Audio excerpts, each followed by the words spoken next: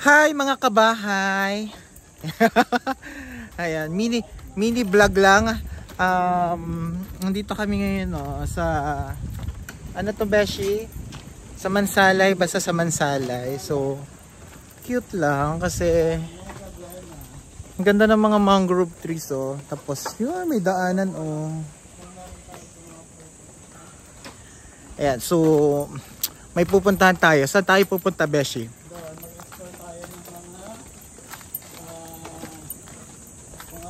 Magandang mga views.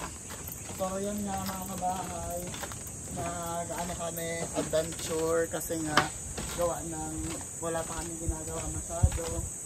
Nandun naman yung mga boys nagluluto ng aming lunch.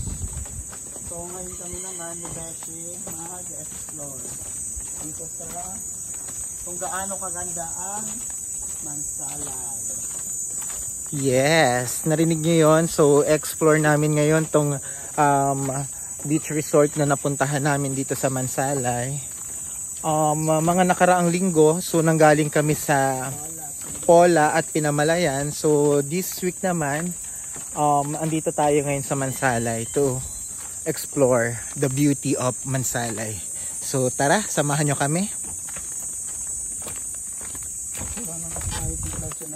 Ayan.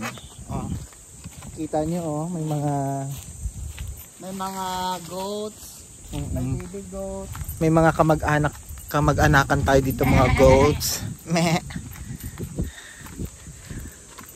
Anyway, ang layo ng linakad namin galing dun sa aming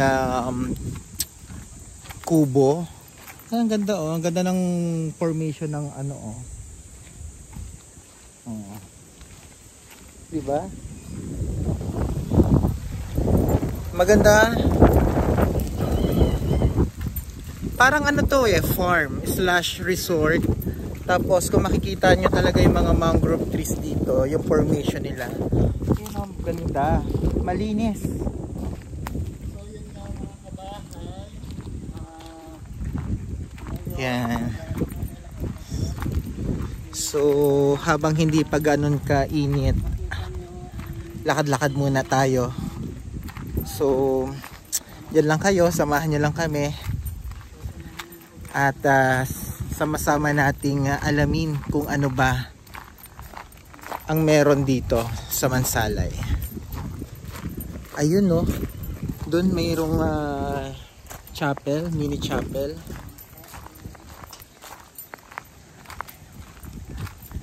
So yan. Andito na kami sa dulo, sana hindi kami mawala. Anyway, sasamahan nyo naman kami. Pare-parehas tayong mawawala mga kaibigan. Ayan. Dito naman sa dulo, papakita ko sa inyo yung mga bato. Saka, andun pala yung mga kasamahan namin, nagfi-fishing, andun sila So tara, puntahan natin.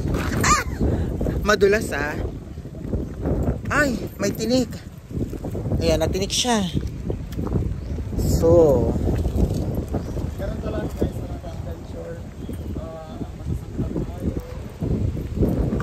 dito naman magaganda naman yung mga mini rock formation katabi ng mga mangrove trees natin yan sa and medyo dito sa part na to yan, medyo malakas na yung alon and yung mga kasamahan pala natin na nag-fishing andun sila ngayon there yun ayun sila yan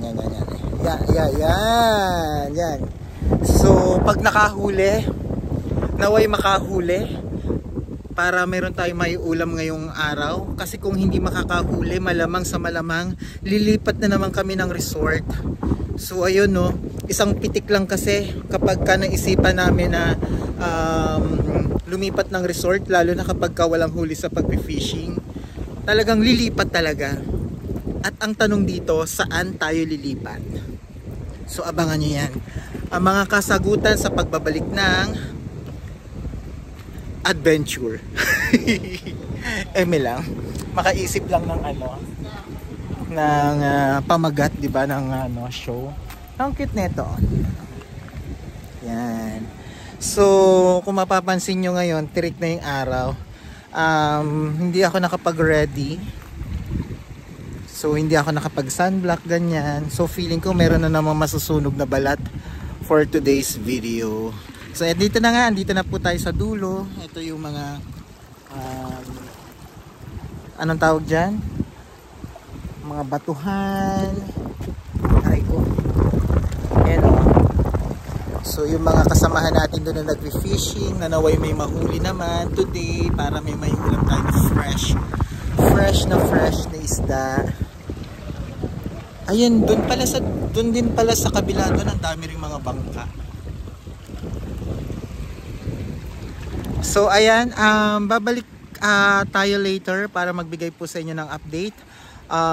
Alam ko naman na hindi kayo interesado. Gusto ko lang magbigay ng update later. Bahala na kayo kung papanoorin nyo or hindi. So, bye! Ayan, happy weekend mga kababayan. Bye!